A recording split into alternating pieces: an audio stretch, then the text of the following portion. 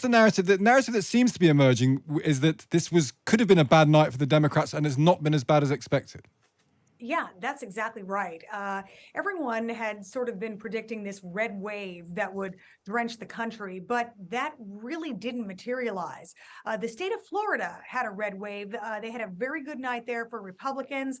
We saw big victories for the governor, Ron DeSantis. He was reelected. Also, Senator Marco Rubio was reelected.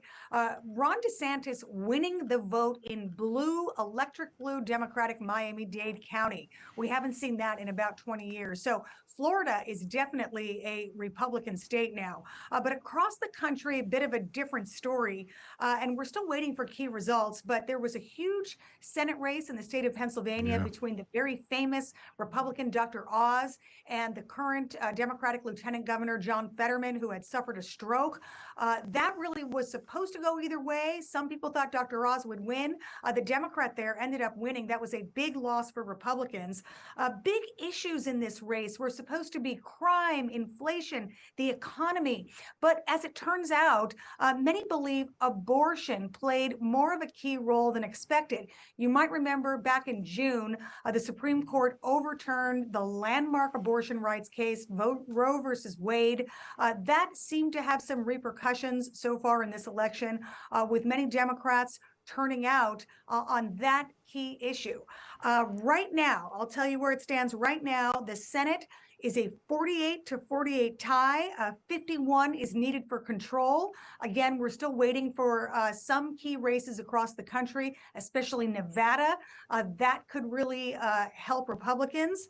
Also in the House, right now it stands at 178 for Democrats, 198 for Republicans, 218 needed for control. Republicans believe they will get control.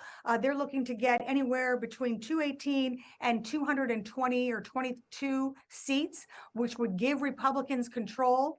And that would be a major shift in this country. And we may not have those results, though, for maybe another week. And just so with a bit of a nail biter here. Yeah, and just with Pennsylvania going Democrat, does that mean, in your view, that Republicans will need Nevada and Georgia probably to get control of the Senate? Yeah, they do. They need both of those states. And, Georgia might not be decided until early December. Nevada, the last I checked a few minutes ago, it's a dead heat there. But there are still some counties, still votes coming in. That could be called later tonight, or again, we may not know until tomorrow morning.